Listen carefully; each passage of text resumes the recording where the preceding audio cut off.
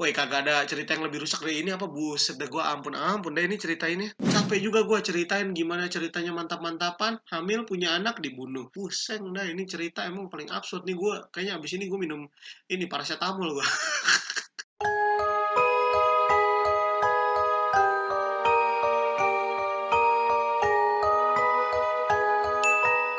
Hai semuanya, terima kasih telah mengklik video ini dan selamat datang di Akbilas Room. Orang tua adalah sosok panutan bagi setiap anak-anak yang ada di muka bumi ini ya guys ya. Sebagaimana kita lah, kita juga kan banyak meniru dari orang tua ya guys ya. Diajarin tata krama dan ya pokoknya macam-macam hal yang baik lah dari orang tua. Pada umumnya seperti itu. Tapi ya mungkin lu udah biasa, ada juga anak yang kurang ajar sama orang tuanya. Sehingga tergolong menjadi golongan orang-orang anak-anak yang durhaka. Ada ya seperti itulah kira-kira guys ya. Di muka bumi ini bukan hanya ada anak durhaka doang guys, ada juga orang tua yang durhaka sama anaknya. Lo kok bisa? Bisa lah, sebagaimana yang akan dibahas di videonya Akbilas Room kali ini guys ya. Oke, seperti biasa sebelum gue ceritain kronologisnya gimana, gue mau ceritain dulu sedikit dari latar belakang tokoh yang akan dibahas di videonya Akbilas Room kali ini guys ya. Meluncur.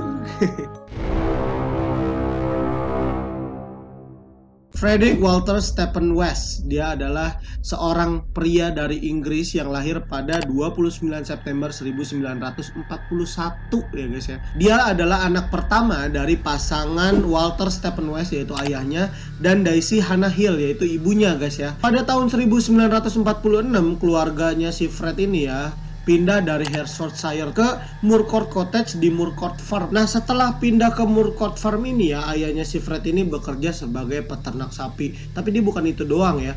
Dia juga bekerja sebagai buruh bayaran untuk kalau misalnya ada panen raya di sana gitu ya. Dia jadi nggak punya lahan, cuman ikut panen gitu loh. Nanti si ayahnya ini dapat upah dari pemilik-pemilik lahan di sana lah gitu ya guys ya. Jadi bisa dibilang keluarganya Fred ini tuh berada di bawah garis kemiskinan guys ya. Di rumahnya sendiri itu nggak ada listrik, dia jadi bener-bener kalau malam tuh pakai perapian ya. Sebenarnya bisa ada sisi romantisnya guys ya, tapi ya nanti lo dengar sendiri lah gimana hancurnya ini keluarga. Nah, sepanjang dari tahun 1941 semenjak si Fred lahir sebagai anak pertama dari pasangan ini guys ya, sampai tahun 1951 total dari anak yang dilahirin ibunya si Fred ini ada 8 guys ya. Tapi guys ya, dari 8 orang anak tadi ya, 2 diantaranya meninggal dalam usia yang sangat muda. Jadi bisa dibilang yang hidup cuma 6 lah, termasuk si Fred nih anak pertamanya tadi.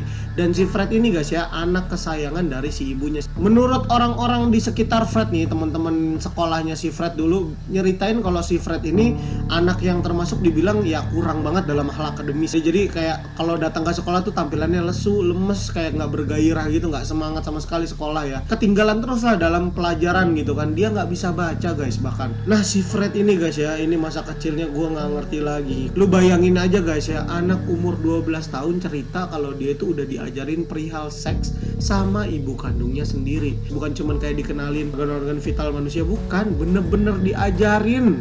Lu bayangin ya, diajarin guys sama ibunya sendiri. Wah gila sih, ini keluarga luar biasa rusaknya. Ini nggak ada akhlak emang ibu bapaknya ya. Dan bahkan nggak cukup sampai di situ, dia juga mengaku sama ayahnya tuh pernah diajakin ya untuk mantap-mantapan sama hewan ternak dari peternakan ayahnya sendiri guys. Wah gila sih.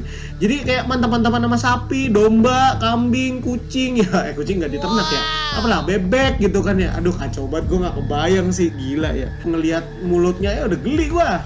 Dan lagi-lagi guys ya, mohon maaf belum kelar sampai di situ doang.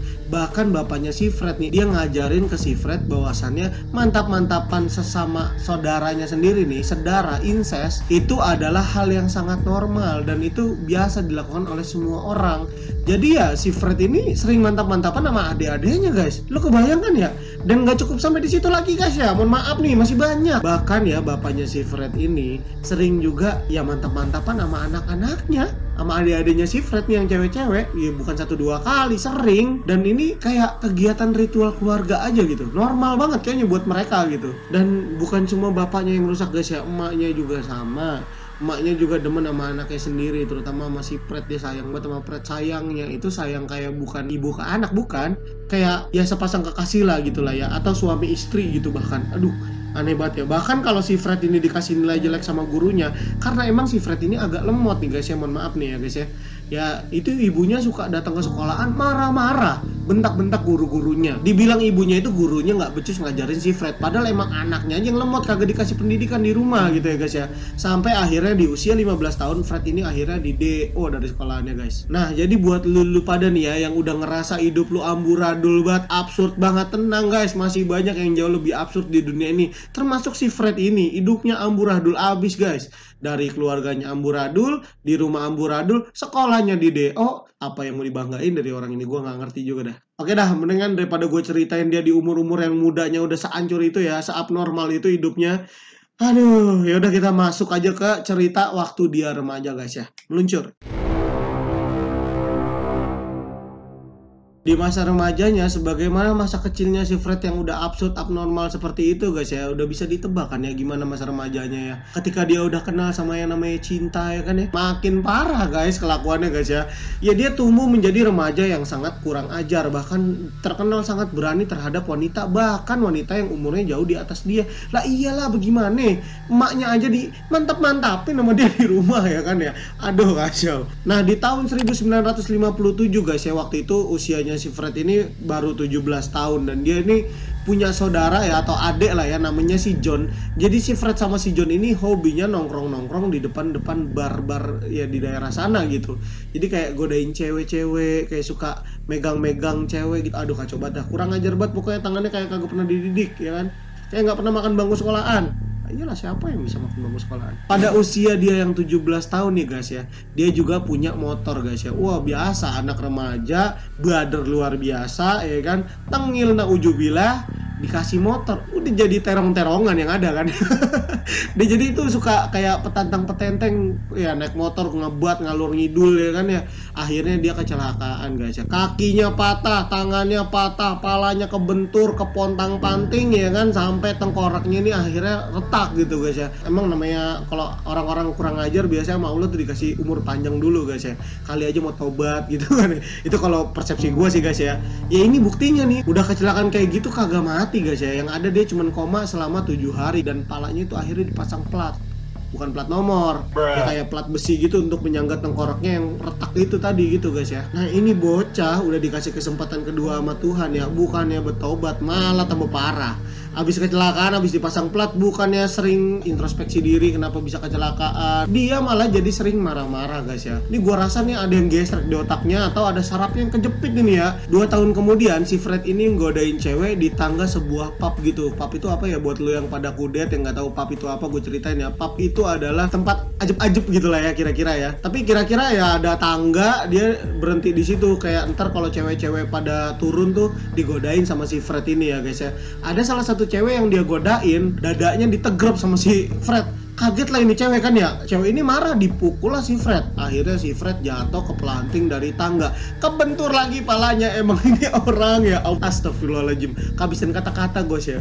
Udahnya jatuh, palanya kebentur lagi, cuman tetap guys kagak mati. Heran gue orang-orang begini kuat amat hidupnya ya. Nah mungkin si Fred ini udah mulai kapok godain cewek-cewek di luaran sana guys ya. Dia beralih profesi guys ya. Si Fred ini mulai terbiasa aktif sama adik-adiknya. Ada salah satu adiknya yang jadi favorit mainannya si Fred ya. Iya, mainan mantap-mantapan guys ya. Namanya si Kitty ya. Jadi si Kitty ini pada tahun 1961 guys ya, dia melapor ke orang tuanya, ke ibunya ya terutama ya. Dia bilang kalau dia tuh abis dimantap-mantapin sama si Fred, dan dimantap-mantapinnya itu di bulan Desember 1960. Jadi baru ngadunya itu di 1961. Ya 6 bulan lu ngapain aja Kitty? Udah hamil lu baru ngomong. Ya akhirnya kan emaknya tuh sok-sok marah gitu ya. Si emaknya ini kayak langsung nyalain, si Fred gimana sih kamu kok mantap-mantapin adik kamu sendiri tapi sampai hamil? Ya gimana, emaknya mau marah-marah juga aneh guys. Orang yang ngajarin si Fred ini emaknya sendiri, dan yang ngomong boleh begituan sama adiknya adalah bapaknya sendiri. Ya bagaimana? Ya akhirnya si Fred ini dilaporin ke polisi sama emaknya sendiri guys ya. Dan di kantor polisi ya semuanya pada melongo ketika si Fred nanya, lah emang gue salah kalau gue nidurin adik gue sendiri sampai hamil? Bukannya itu semuanya dilakukan sama seluruh penduduk di Inggris? Bingung polisi, lah ini bocah siapa yang ngajarin begini? Lah iyalah, mak bapaknya dablek. Dan akhirnya si Fred tetap diadili pada tanggal 9 November 1961. Tapi kemudian si Fred nggak didakwa bersalah karena memang ternyata ya pola asuh dari emak bapaknya yang salah. Jadi ini banyak juga yang spekulasi, yang curiga bahwasannya si ibunya si Fred ini marah bukan karena si Fred ngambilin adenya, tapi dia lebih ke arah cemburu, guys. Kenapa bukan gue yang lu hamilin, Fred? Gitu kira-kira, guys. Woi, kagak ada cerita yang lebih rusak dari ini apa? Buset deh, gue ampun deh ini cerita ini. Gara-gara hal itu juga ya, si Fred ini kayak langsung gak diakuin sama saudara-saudara lainnya. Dicoret dari kakak, guys ya. Dan dia mulai merantau, guys ya. Kita masuk ke masa perantauannya si Fred. Lu pasti penasaran nih gimana hancurnya, guys ya. Udah kebayang ya, masa kecilnya hancur. Remajanya jadi terong-terongan. Gedenya jadi apa nih ya kan? Nah, pada tahun 1960 ketika si adenya Fred itu yang tadi namanya Kitty itu ngelaporin dia lagi udah dihamilin sama si Fred ya. Ini sebenarnya si Fred ini juga menjalin tali kasih, ya elah keren amat namanya. Udah berpacaran gitu sama seorang wanita namanya Catherine Bernadette Costel atau yang biasa dikenal sebagai sebutannya tuh Rena. Jadi si Rena ini cewek-cewek klub gitu guys ya, cewek-cewek yang ya suka ajeb-ajeb hobinya tiap malam ya kan, kayak cewek-cewek Blok M. Ya tapi karena dia pas lagi pacaran tiba-tiba Rena disuruh balik sama emaknya ya. Akhirnya si Rena pulang ke rumahnya dia yang bener itu ada di Glasgow ya, Skotlandia. Berpisahlah Fred sama si Rena ini. Tapi emang dasar namanya jodoh guys ya. Rena kemudian balik lagi ke Inggris pada tahun 1962. Tapi si Rena balik lagi ke Inggris udah kondisinya udah hamidun guys. Menurut pengakuannya si Rena, kayaknya ini dia lagi hamil anaknya supir truk yang terakhir mampir, namanya supir truk singgah sebentar cabut. Ya udah, si Rena akhirnya bingung nih bapaknya gimana nih, siapa. Rena mulai deketin lagi lah si Fred, dan si Fred ya karena udah saking terlanjur sayang sama si Rena, ya udahlah nerima aja Rena apa adanya. Nah, si Fred sama si Rena ini menikah pada tanggal 17 November 1962 dan kemudian memiliki anak pertamanya di bulan Maret 1963. Anak pertamanya itu dia kasih nama Charmaine. Nah, setelah si Charmaine ini lahir ya, si Fred ini kayak berusaha memperbaiki dirinya mungkin ya di periode ini. Dia tuh mau bekerja guys, akhirnya ya si terong-terongan ini ya udah mau bekerja dan dia tuh bekerja sebagai supir van ice cream gitu. Jadi kayak jualan es krim pakai mobil gitu guys ya. Mungkin kalau sekarang tuh ada ya kalau di Indonesia tuh yang es krim Monas 2000-an. Nah itu tuh kayak gitu tuh kira-kira. Dan sampai akhirnya pada Juli 1964 ya, setahun kemudian lah, Rena ini melahirkan anak keduanya yang dia kasih nama itu Anna Mary. Dan ini beneran anaknya si Fred nih ya, harusnya ya, karena udah nikah kan sama Fred. Tapi kan nggak tahu juga ya guys, anjir jadi gibah gini gua. Karena semakin banyak beban hidupnya, ya kurang kali nafkah yang dikasih sama si Fred. Akhirnya si Rena juga ikut membantu cari kerjaan gitu lah supaya ada uang tambahan lah buat keluarganya. Ya akhirnya anak-anaknya yang dua tadi nggak ada yang ngurusin kan guys ya. Akhirnya si Rena memutuskan untuk menggunakan jasa pengasuh anak guys, dan dia meng-hire atau menyewa jasa seorang perempuan dengan nama Isa McNeil, yang dimana Isa McNeil ini adalah seorang perantauan gitu di Inggris dan dia tuh berasal dari keluarga yang sangat miskin. Akhirnya dia mau bekerja di rumahnya buaya buntung ya si Fred ini ya. Nah, si Isa McNeil ini juga memperkenalkan lagi seorang perempuan yang dia anggap sebagai adiknya sendiri, kayak saudara sendiri lah, namanya Anna McFall. Nah, si Anna McFall ini nih biang keladi juga nih. Ini dia jatuh cinta sama buaya buntung. Ampun dah. Padahal si Fred ini kelakuannya buset deh, bujuk buneng, kurang sadis apa ya. Nah, menurut pengakuan si Isa McNeil ini, dia bilang Rena ini adalah sebenarnya ibu yang baik guys. Mulai rusaknya Rena lagi gara-gara ada pengakuan dari si Fred. Fred ini ngaku dia itu terlibat banyak sekali perselingkuhan di daerah Gorbals ya, dimana wanita-wanita di sana banyak yang dihamilin sama si Fred. Nah, karena pengakuannya si Fred tadi, akhirnya si Rena juga ikutan selingkuh sama seorang pria namanya John McLahan ya, dimana si John sama si Rena ini udah bersekongkol untuk gimana caranya Rena bisa cabut dari rumah tersebut ya, yang isinya udah ada buaya buntung yang doyan nyiksa. Sampai satu hari nih, satu momen dimana si Rena ini udah muak banget rasanya tinggal bareng sama si buaya buntung ya, sama si Fred ini ya.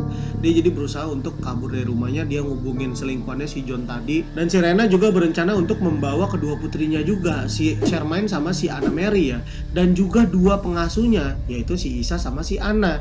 Cuman kan ya guys ya, kayak yang tadi gue udah ceritain di awal ya guys ya, si Anna ini si kampret ini yang suka bulak-balik nih.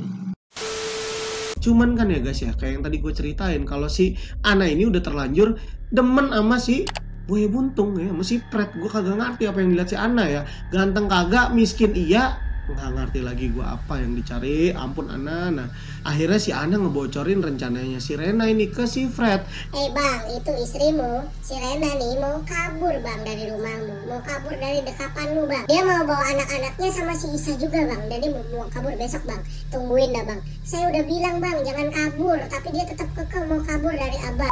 Kagak jadilah si Rena kabur ya. Si Fred udah keburu marah. Pokoknya singkat cerita akhirnya si Rena ini diusir sama si Fred dan dia akhirnya cabut. Dan Isa ya sebagai ya orang yang di-hire sama si Rena merasa kasihan sama tuannya, dia juga ikut nyusul si Rena gitu ya. Sayangnya kedua putrinya ini si Sherman sama Anne Mary ini aduh udah kagak bisa dibawa. Ya udah karena si Anna ini berhasil mencuri perhatiannya si Fred, akhirnya Anna ini tinggal lah bareng sama si buaya buntung ya. Bareng kedua anaknya juga si Sherman sama si Anna Mary. Dan by the way guys ya, jangan salah guys ya, si Rena ini muak itu sama si buaya buntung karena si buaya buntung ini guys ya mantap-mantapan sama anaknya sendiri guys. Sebagaimana yang dia lihat waktu ayahnya gitu ya mantap-mantapan sama adik-adiknya, kayak itu hal normal buat dia gitu guys ya. Makanya ini pola asuh ini penting banget guys. Ya udahlah pokoknya intinya saat Sherman ini umurnya masih 3 tahun guys, wah gila dipakai dong sama bapaknya, ampun gua mah apa ya. Dan gak cukup sampai situ, si Fred juga nyuruh Rena buat jadi wanita panggilan, mantap-mantapan sama orang-orang. Dan si Fred ini mau jadi mucikarinya. Wah kan ngaco ya. Nah setelah tinggal bareng sama si Anna nih, Anna itu waktu itu usianya masih 18 tahun guys ya, masih ABG. Dan ya sebagaimana yang lo tahu ya, cewek tinggal bareng sama buaya buntung, hasilnya apa? Melendung. Dan akhirnya si Anna ini hamil pada usianya yang ke-18 tahun ya guys ya. Dan selama itu sebenarnya si Rena ini masih sering ngunjungin rumahnya si Fred nih, karena masih ada anak-anaknya dia 2 orang ya kan. Lama kelamaan di satu waktu tiba-tiba Rena datang ke rumahnya, si Anna ini udah gak ada guys. Rena sempat nanya sama si Fred gitu kan, bang itu si Anna kemana, kok tumben gak kelihatan ini sekarang gitu kan. Si Fred jawabnya santai aja, mana aku tahu, dia udah kabur dari sini gak tahu kemana gitu. Jadi ya si Rena mikirnya saat itu nggak naruh curiga sama sekali sama si buaya buntung. Dia mikirnya ya wajar lah ya, cewek tinggal bareng sama dia, baru tahu rasa kau ya Anna. Pasti dia udah nggak kuat nih, pasti dia nggak tahan, kabur lah dia. Mungkin pikirannya si Rena saat itu begitu guys. Tapi ternyata guys ya bener, kabur emang si Anna. Kabur ke alam barzah, udah dibunuh, dicekek, tubuhnya dipotong-potong, dikubur di belakang rumahnya dia. Wah gila sih. Jadi di belakang rumahnya dia tuh ada sebuah ladang jagung. Nah mayatnya si Anna itu dikubur di sana guys ya. Dan ini baru ketahuan setelah si Fred ini ditangkap dan diadili. Baru diceritain lah juga lah pokoknya. Yang jelas si Rena ini akhirnya kasihan karena ngelihat putrinya nggak ada yang ngurus. Nggak mungkin dia ninggalin 2 putrinya doang bareng sama si buaya buntung ini. Mau jadi apa anak-anaknya ya kan. Akhirnya si Rena bersedia lagi untuk tinggal bareng sama si buaya buntung, berharap buaya buntung ini tobat gitu ya. Kali aja insaf kali, kalau sekarang mah kan udah ditinggalin 2 cewek, masa iya nggak sadar juga gitu kan. Tapi ternyata kagak guys. Emang udah rusak mentalnya. Dia tetap aja melakukan tindakan kekerasan sama si Rena, sama anak-anaknya. Sampai akhirnya Rena meledak emosinya di satu malam. Rena bilang sama si buaya buntung, bang pokoknya kalau enggak kamu mau ceraiin aku dan enggak mau naruh 2 orang anak ini di panti asuhan, kamu akan aku laporkan ke polisi karena kamu sudah pernah melecehkan anakmu sendiri si Sherman. Ya udah akhirnya si Fred mikir ya udahlah oke, gue setuju lah, karena si Fred juga merasa nggak ada ruginya toh gue ninggalin 2 anak sama istri gue dan gue bisa mantap-mantapan sama yang lain. Mungkin gitu pikiran si Fred ya. Akhirnya di saat itu juga Anna sama si Fred akhirnya resmi dan legal sah untuk bercerai guys ya. Dan anaknya keduanya ditaruh di panti asuhan, berharap nanti ada yang adopsi atau nanti someday si Rena bisa ambil kembali kedua anaknya dengan hak asuh anaknya gitulah ya. Nah inilah fase terburuk kehidupannya si Fred ya, dimana setelah bertahun-tahun jomblo ya kan ya, cuman ya make sana make sini doang. Akhirnya si Fred ini jatuh cinta lagi sama seorang wanita namanya Rosemary. Dimana Rosemary ini 11-12 sama si Fred nih, demen sama yang berbau hardcore, sama yang hal-hal yang keras-keras. Dimana si Rosemary kalau disiksa malah makin ketagihan guys. Kenapa si Rosemary ini begitu? Ya karena nggak jauh sama si Fred, masa kecilnya juga kelam. Si Rose ini waktu kecil katanya pernah dimantap-mantapin sama ayah kandungnya sendiri. Ini gue bingung, di Inggris apakah ayah-ayah di Inggris ini demen mantap-mantapan sama anaknya sendiri? Wah gila sih kalau baget loh. Lu tahu nggak guys ya gimana kata-kata dari ayah kandungnya si Rosemary ketika dia ketahuan mantap-mantapan anaknya sendiri? Dia ngomong, lah gue kan ayahnya, gue punya hak atas hidupnya dia. Terserah gue dong, anak-anak gue mau gue pakai kapanpun terserah gue. Nah sementara ibunya si Rosemary sendiri juga dia depresi banget ya ketika tahu seperti itu. Dan bahkan dari sebelum si Rosemary ini lahir, ibunya juga udah kena kayak baby blues gitu ya. Akhirnya si Rose juga terbengkalai begitu aja masa kecilnya. Ya jadi 11-12 satu frekuensi lah sama si Fred ini ya. Nah awal mulanya ketemunya si Fred sama si Rosemary ini itu sebenarnya di sebuah halte bus pada tahun 1968. Dimana di halte bus Cheltenham, Inggris ya. Nah si Rose ini tuh sebenarnya geli banget waktu ketemu sama si Fred ya. Karena si Fred ini tampilannya lusuh, bau, miskin ya kan ya. Udah gitu genit pula, udah pokoknya geleh banget lah ya si Rosemary ya. Tapi gue kagak tahu ya karena dipepet terus sama si Fred ini luar biasa nih buaya darat yang satu ini nih. Namun akhirnya Rosemary lulus sama pesonanya Fred. Aduh anjir, apa pesonanya si Fred ini ya guys ya. Aduh para pemirsa, bagaimana selera kalian para wanita, apakah demen sama yang seperti ini guys ya?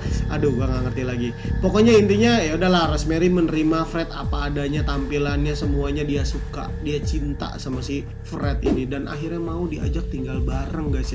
Saat itu parahnya umurnya si Rosemary ini masih 15 tahun guys. 15 tahun, anak SMP kelas 3. Buset, tinggal bareng sama om-om usianya 27 tahun.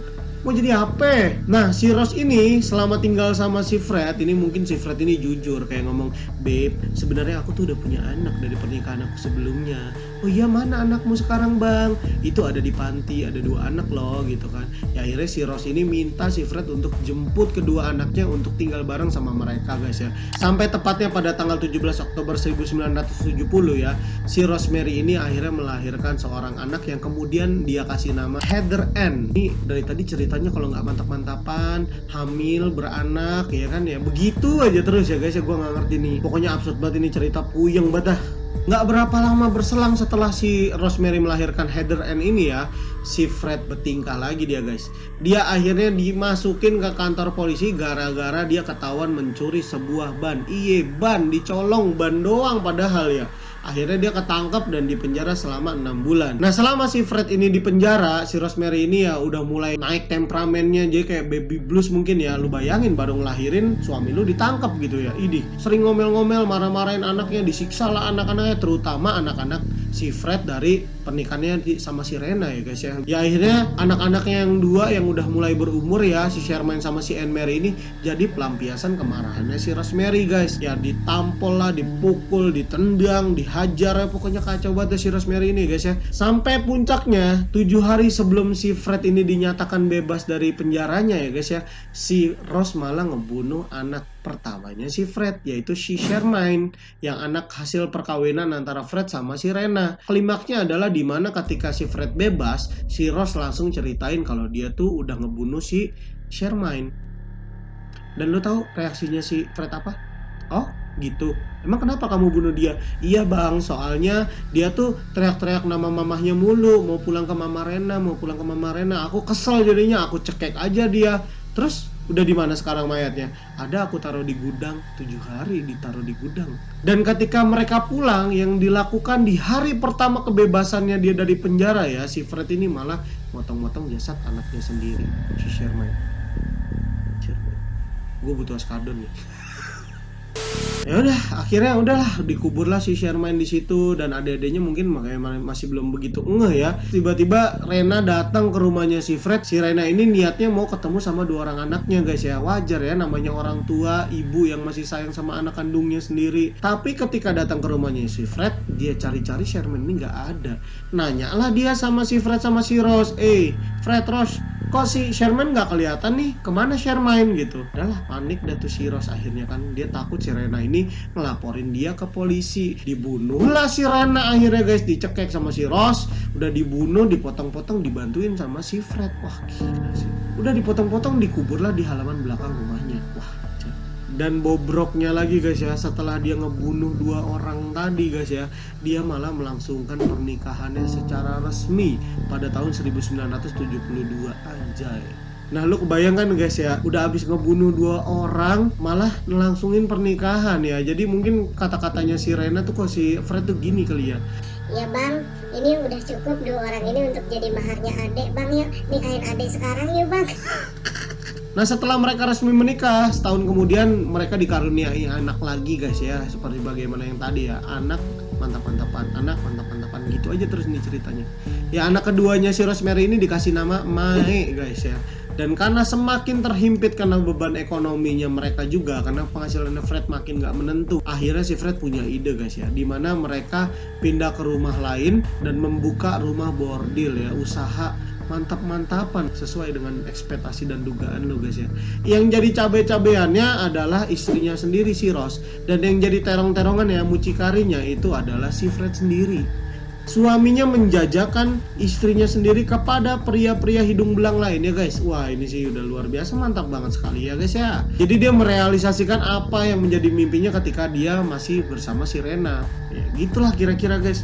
Menggila ini. Cuman bedanya guys ya, kalau dulu sama si Rena langsung ditolak mentah-mentah idenya karena si Rena mungkin udah mau tobat setelah punya anak. Emang ini karena si Rosemary ini emang udah bobrok ya. Dia ketika ditawarin ide gila ini, dia langsung oke bang, adek siap. Supaya lebih leluasa tamu-tamunya datang menggunakan jasa istrinya sendiri gitu, dia membuat kamar khusus buat si Rena mantap-mantapan sama pria-pria yang datang menggunakan jasanya guys ya. Nah setelah berjalan bisnis esek-eseknya si Rose sama si Fred ini guys ya, nggak tanggung-tanggung guys ya, emang doyan kayaknya emang si Rose ini guys ya. Dia punya 7 anak dari hasil bisnisnya. Tapi si Fred ini kayak sok-sok wise gitu loh. Ya saya akan menerima semua anakmu saya. Aduh. Nah karena saking banyaknya anak di rumah tadi guys ya, lo bayangin ya, itu ada si Fred, ada si Rose, ada Anne Mary, ada juga Heather, ada juga Mae, ada lagi 7 anak tambahan dari hasil bisnisnya si Rose ya kan. Nggak sanggup lah si Fred sama si Rose ini untuk mengurusin anak-anak yang udah terlanjur banyak ya, udah kayak pemain bola kesebelasan gitu. Dia akhirnya mempekerjakan seorang babysitter namanya Linda. Tapi guys, sebagaimana yang udah masuk rumah itu sama dengan selesai guys. Ya dan Linda ini dilaporkan menghilang oleh keluarganya. Dan terakhir tuh keluarganya taunya si Linda ini kerja sama si Fred sama si Rose. Ya cuman nggak dibilang sama si Fred sama si Rose, nggak tahu, dia kabur, nggak tahu kemana, dia nggak mengerjakan pekerjaan dengan baik dan dia cabut gitu aja. Ya udah nggak bisa ngomong apa-apa, nggak ada bukti juga kan saat itu. Dan ternyata ya benar, cabut ke alam barzah lagi guys. Udah jadi hantu si Linda ini guys. Nah ternyata si Linda ini selama di rumahnya si buaya buntung ini mengalami banyak pelecehan seksual, disiksa juga, dimantap-mantapin bareng-bareng guys sama suami istri ini, kan gila ya guys ya. Yang jelas setelah udah dimantap-mantapin bareng-bareng tadi, Linda dibunuh guys dan ya udah dikubur jasadnya. Ketagihan lah si pasang bejat dajjal ini guys ya.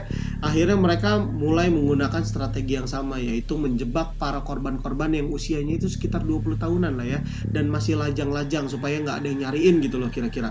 Jadi mereka menjebak dengan menyebarkan pamflet untuk mencari pembantu dengan gaji yang cukup menggiurkan. Banyaklah korban-korban yang masuk ke dalam rumah tersebut. Dan bahkan ini kedua dajjal ini guys ya, ini membunuh korban-korbannya dengan cara yang sangat-sangat sadis, biadab, parah, luar biasa lah. Mukanya dibelitin plastik gitu sampai susah bernafas dan dikubur hidup-hidup langsung guys. Lu bayangkan ya, gilanya ini udah psikopatnya udah tingkat ekstrim.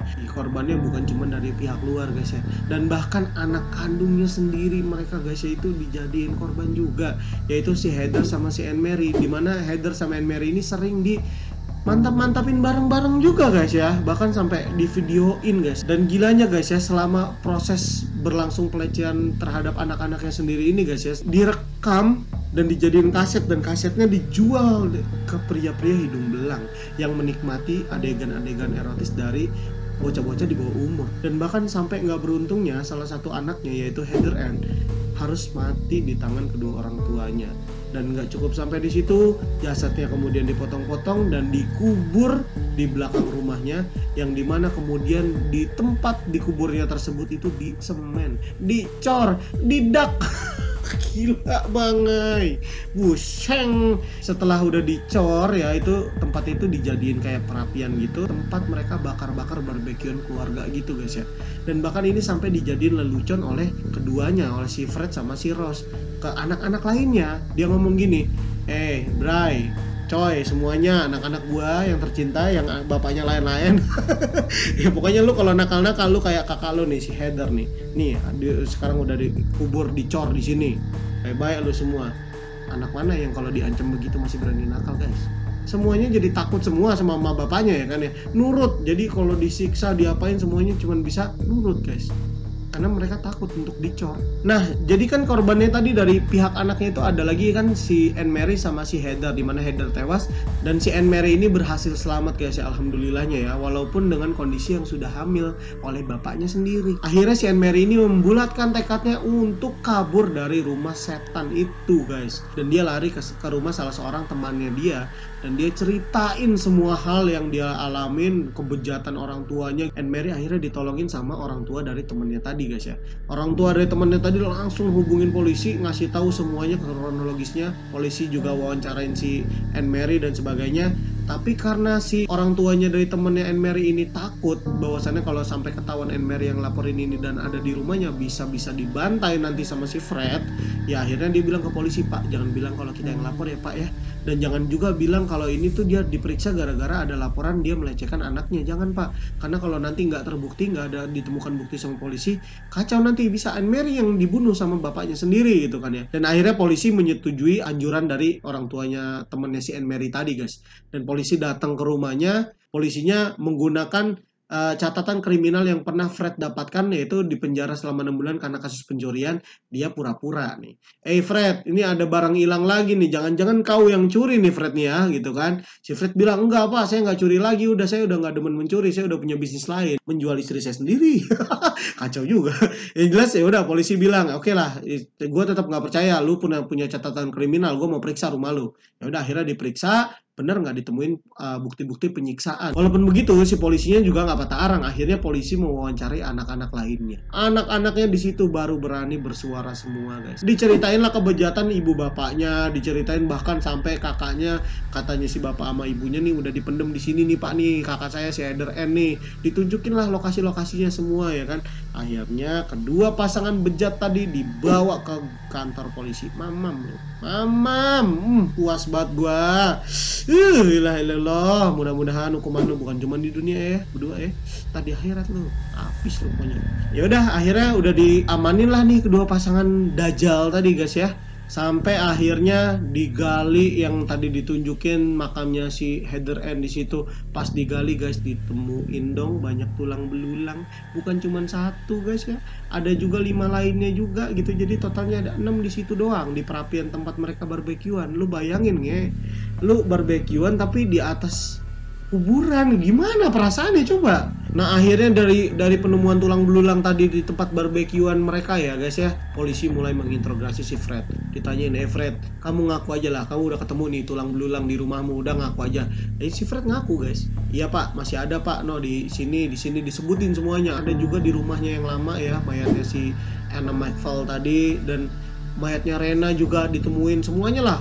Nih polisi nanya lagi, "Masih ada lagi nggak?" "Masih ada Pak." Pokoknya udah banyak banget dah tulang-tulang yang ditemuin di dalam rumahnya. Lu bayangin rumahnya kayak apa ya guys ya. Setelah ditangkap dia, ya ini sisi romantisnya si Fred keluar nih, buaya daratnya di si Fred nih keluar ya. Dia berusaha melindungi keterlibatan dari istrinya yaitu si Rosemary ya, dimana dia bilang ini semuanya ngebunuh saya Pak. Si Fred nih kayak langsung ngalihin, kayaknya si Rosemary ini cuman sekedar membantu doang gitu, dia nggak mau bunuh sama sekali. Dan ditanya, "Kenapa kau bunuh orang-orang ini Fred?" gitu kan. Si Fred ngomong, "Ya Pak, soalnya ini adalah selingkuhan saya." Elah, kayak muka lu ganteng aja Fred, bujuk dah. Si Fred ini mengaku sama polisi dia takut bahwasannya perselingkuhannya ini diketahui oleh si Rosemary. Tapi polisi nggak percaya gitu aja guys. Polisi yakin si Rose pasti ikut terlibat, karena gak mungkin sebanyak ini mayat yang ditemuin istrinya nggak tahu menahu. Si Fred ini kan udah berusaha membackup si Rose ya, supaya si Rose ini nggak diadili. Tapi ternyata guys, dia malah playing victim guys. Ketika di persidangan ketemulah dua orang ini setelah sekian lama di sel terpisah ya kan ya. Si Fred ini kayak berusaha untuk kayak kangen-kangenan gitulah. "Hai sayang," pas mau dipegang tangannya ditepis cok, tangannya di plak gitu kan, "Siapa kamu?" Pokoknya intinya si Rosemary ini berusaha untuk kayak, "Ini gara-gara lu nih Bang, ini gara-gara lu," kayak gitulah kira-kira. Disalahin lah si Fred di situ gitu. Fred langsung depresi guys. Dia selama di persidangan dia mengakui semua adalah kesalahan dia dan semuanya dia yang bunuh, sementara si Rose ini nggak bersalah apa-apa. Dan si Rose juga menghayati perannya ternyata guys ya. "Saya tuh selalu disiksa, saya dijual sama suami saya." Dijual tapi anaknya 7, doyan. Pokoknya pokoknya intinya ternyata di persidangan terbukti juga mamam lo Ross ya. Ross juga terbukti melakukan tindakan pembunuhan. Si Ross didakwa bersalah dan dipenjara seumur hidup. Nah ini kisah tragis ya guys ya. Karena depresi ditepis tangannya sama si Ross, pulang dari pengadilan masuk kamar sel, dia ambillah itu selimut tempat tidur tahanan gitu ya sama si Fred, digantunginlah lehernya pakai selimut tersebut, bunuh diri guys. Dan by the way, yang mau ketemu Ross masih hidup by the way. Kabar baiknya dia masih hidup dan dia masih di penjara di sana di Inggris ya. Buat lo yang mau ketemu silakan ke sana. Gue sih ogah. Nah di tahun 1992 ya, dimana si Fred ini mengakhiri hidupnya sendiri dengan cara menggantung dirinya dengan selimut tahanan ya. Si Rosemary menjalani dakwaan yaitu 10 pembunuhan gila. Dan bahkan jaksa penuntut umum di Inggris sampai bilang ke si Ross, tindakan kriminal kamu adalah yang paling menjijikan sepanjang sejarahnya Inggris yang pernah dia tanganin gitu. Ya udah, sampai sekarang dia masih di penjara seumur hidup. Karena mungkin di Inggris udah tidak menjalankan lagi hukuman mati terhadap tahanan guys ya. Jadi cuman maksimalnya itu seumur hidup aja gitu. Oke guys, demikian cerita yang bisa disampaikan di videonya Aquilus Room kali ini guys ya. Jadi lu bisa ambil pelajaran bahwasannya ini yang bisa diambil pesan moralnya adalah pendidikan kepada anak itu adalah yang nomor satu guys ya. Gimana cara lu mendidik mereka waktu masa kecil ya, golden period ya dari seorang anak itu penting banget. Lu ajarin tata krama, moral, budi yang luhur gitu kan. Yang jelas ya lu nikah tuh ngebangun generasi gitu loh. Gimana caranya anak-anak lo ini jadi generasi yang mantap. Wih keren banget gue ya, pesan moral yang bagus ya. Pokoknya gue mau ngucapin banyak terima kasih buat kalian yang udah nonton video ini dari awal sampai akhir. Dan gue juga mau ngingetin lagi nih buat kalian semua yang belum tekan tombol subscribe-nya tapi nonton channelnya Aquilus Room, tekanlah boy. Murah boy, gratis boy. Bukan murah lagi, gratis. Jangan pelit-pelit tong, buseng dah ya. Buat kalian yang udah tekan tombol subscribe, terima kasih nih, maaf repotin ya kan. Buat kalian juga yang merasa video ini menyenangkan, tekan tombol like-nya. Dan jangan segan-segan juga buat nge-share video ini ke semua akun media sosial kalian biar makin banyak lagi yang ikut mantap-mantapan bareng kita di sini. Oke guys, terima kasih. See you on the next video.